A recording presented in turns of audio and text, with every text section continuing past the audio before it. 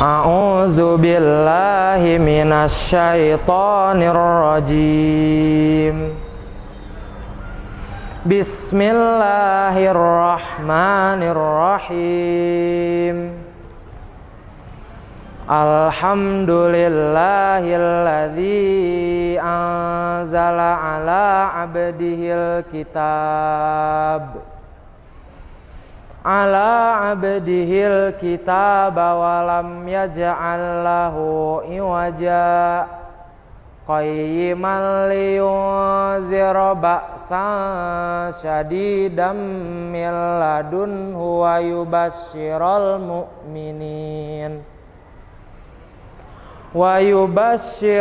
mu'minin alladzina ya'maluna sholihati anna lahum ajran hasana.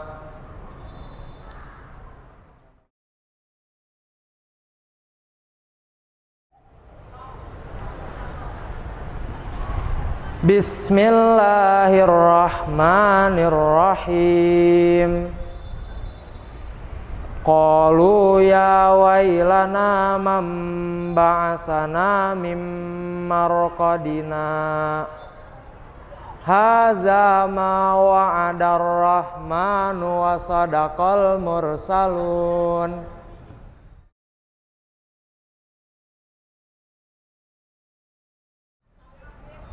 Bismillahirrahmanirrahim.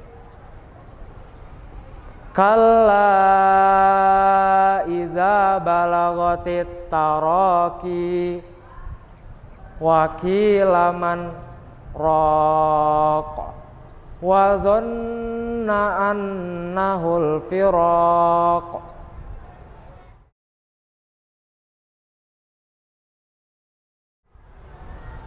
Bismillahirrahmanirrahim. Idza tutla alaihi ayatuna qala asatirul awwalin. Kalla bal rana ala qulubihim ma kanu yaksibun. Shadaqallahul azim.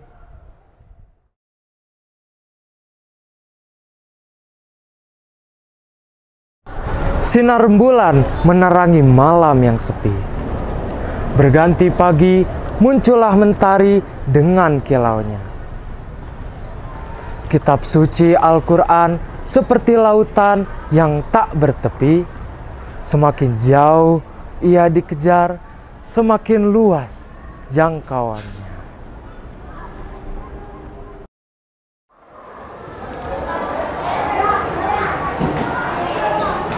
Bukan hanya sekadar aksara, tidak hanya sebatas sastra, namun ada mukjizat yang terkandung di dalamnya.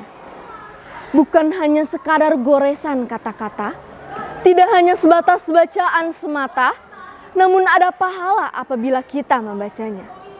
Bukan hanya sekadar kalam biasa, tidak hanya sebatas kitab untuk dipajang saja, namun inilah kalamullah yang mulia, syarat penuh rasa, kaya nada-nada diksinya, tak ada keraguan di dalamnya, penuh dengan hidayah apabila ditadaburinya, yang telah diturunkan kepada insan yang paling mulia, Rasul dengan pancaran cahaya Al-Quran dalam akhlaknya.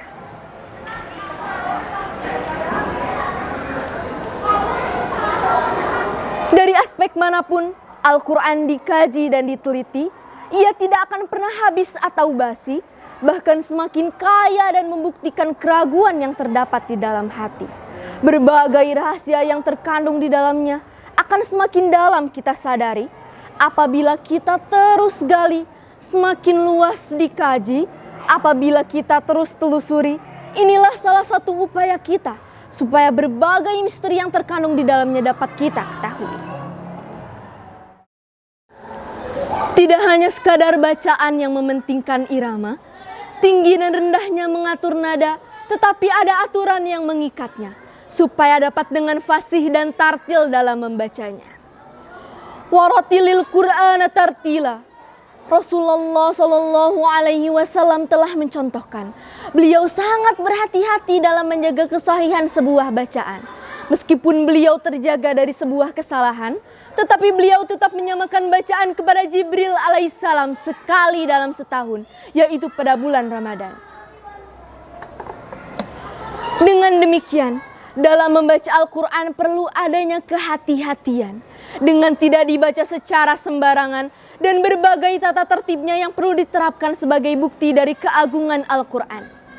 Salah satu aspek penting yang perlu kita perhatikan dalam rangka mengejar kefasihan dan ketartilan Al-Quran adalah mengetahui berbagai bacaan gharib yang terdapat dalam Al-Quran.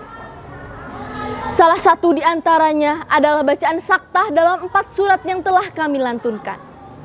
Alif tanwin dalam kata iwaja, nun dalam kata man, rok, dan marqadina, serta lam pada kata bal, rona berhenti dalam kadar 2 harokat tanpa mengambil napas. Demikian penjelasan Asy-Syatibi dalam Hirzul Amani. Lalu, hikmah apa yang terkandung dalam adanya saktah dalam rangkaian kalimat tersebut?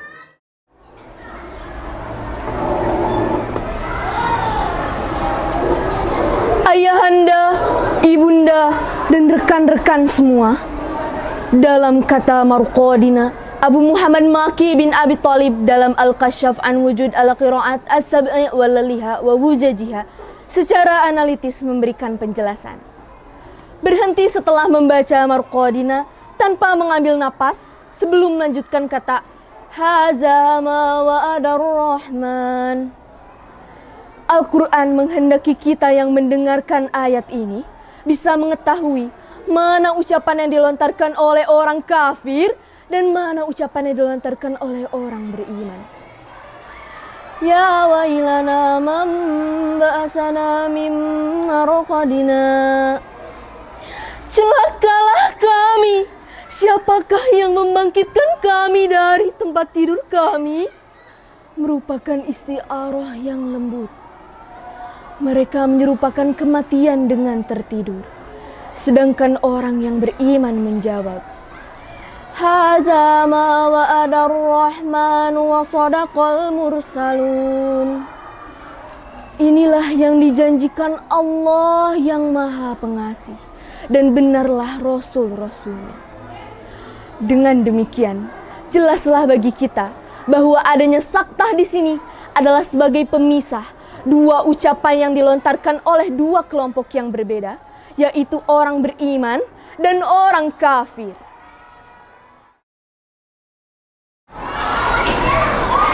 Begitu pula Abu Muhammad Maki bin Abi Thalib menjelaskan saktah dalam kata iwaja sebagai penampik kesalahpahaman yang mungkin akan ditimbulkan di telinga kita yang mendengarkan dari kata qayyima yang bermakna lurus, bukanlah sebagai naat dari kata iwaja yang bermakna bengkok.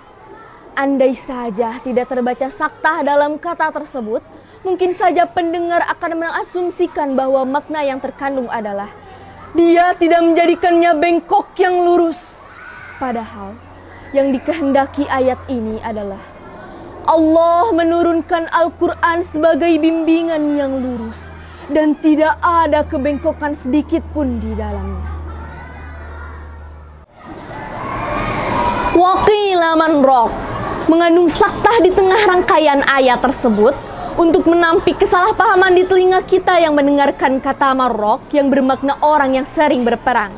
Seandainya tidak terbaca saktah dalam rangkaian ayat waqila man raq, kemungkinan pendengar akan mengasumsikan bahwa makna yang terkandung adalah dan dikatakan kepadanya, wahai orang yang sering berperang. Tentunya, kesalahpahaman ini akan mengubah makna yang dikehendaki Allah Azza wa Jalla. Begitu pula adanya saktah di pertengahan ayat.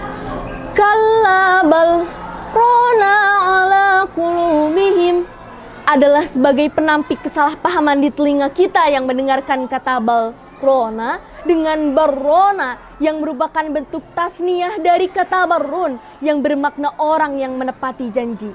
Sehingga barron bermakna 2 orang yang menepati janji. Sedangkan yang dikehendaki ayat tersebut adalah Bahkan apa yang telah mereka kerjakan itu telah menutupi hati mereka. Demikian penjelasan Muhammad As-Shadiq Kamhawi dalam Talai Basar fi Taujihil Qira'atil Ashar.